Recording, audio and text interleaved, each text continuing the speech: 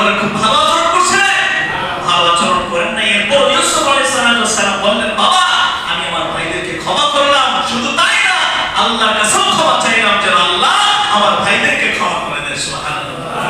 আর একটু জোরে বলেন না সুবহানাল্লাহ। এজন্য জবান মিষ্টি রাখতে হবে। জোরে বলেন জবান কি রাখতে হবে? সমাজের ভিতরে কিছু মানুষ আছে না, সামান্য একটু এদিক মানে পানের থেকে চুল খুশি আছে না? জোরে বলেন আছে না? নাই? জবান কঠিন। এই সমস্ত মানুষগুলো আল্লাহর কাছে অবশ্যই অপছন্দনীয়। নাউজুবিল্লাহ পড়ে। শুধু আল্লাহর কাছে নয়, সমাজের কোনো মানুষ এদেরকে ভালো চোখে দেখে না, তিক্ত চোখে দেখে। হয়তো সামনাসামনি প্রশংসা পায়, কিন্তু পিছনে এদেরকে তিক্ত চোখে দেখে। ঠিক কিনা বলেন? ঠিক কিনা বলেন? এজন্য এই জবান অত্যন্ত কঠিন একটা জিনিস। এরপরে হৃৎপিণ্ড অত্যন্ত কঠিন একটা জিনিস। আলোচনা যদি করি ভাই রে, এটা ঘন্টার পর ঘন্টা কেটে যাবে, তবুও জবান নিয়ে আলোচনা শেষ হবে না। সুবহানাল্লাহ। এরপর একটু বলে হযরত মুহাম্মদ সাল্লাল্লাহু আলাইহি ওয়াসাল্লাম মক্কা থেকে মদিনায় প্রবেশ করবেন।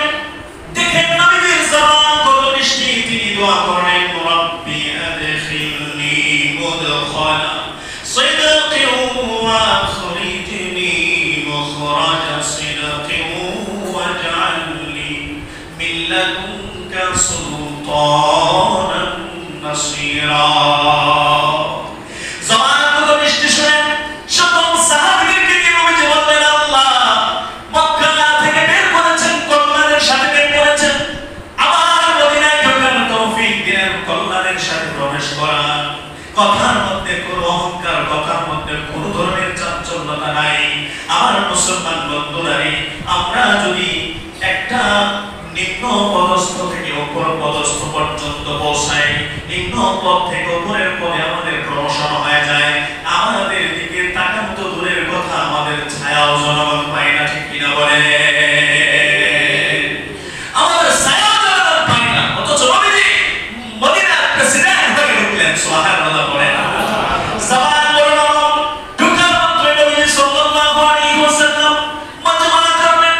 সেই মজমার মধ্যে হযরত আব্দুল্লাহ ইবনে সালাম রাদিয়াল্লাহু তাআলা হাদিস বর্ণনা করেছেন। বুখারীর বর্ণনায় তিনি বলেন, নবীজি তিনি তখন মুসলমান হন নাই বলে নবীজি মদিনায় আসলেন।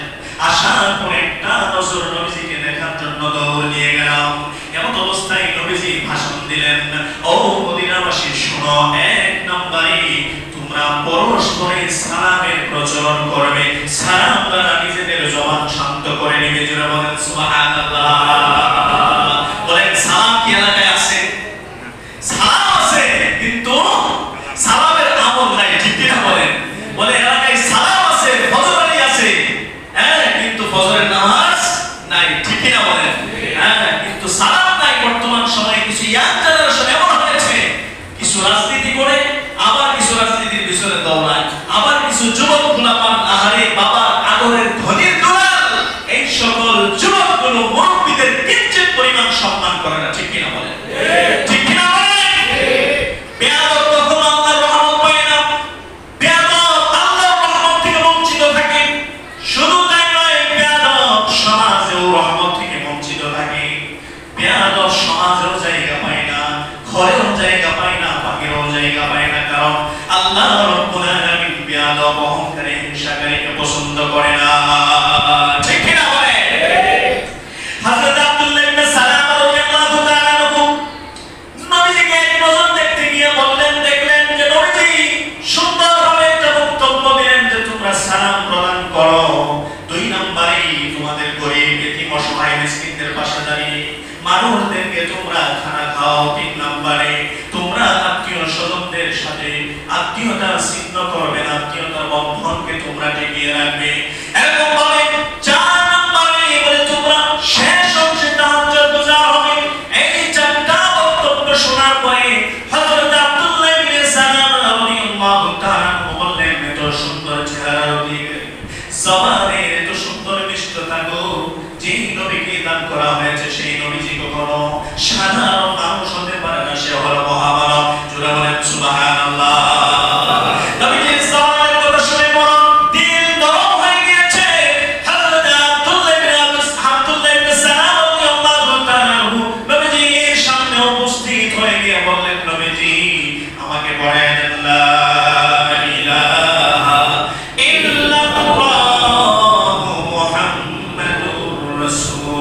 রাসূলুল্লাহ। আল্লাহ স্বয়ং জবান দ্বারা নবীজির জবানের প্রশংসা করেছেন, তিনি হলেন মুহাম্মদ সাল্লাল্লাহু আলাইহি ওয়াসাল্লাম। আর এই জবানের কারণে সাহাবী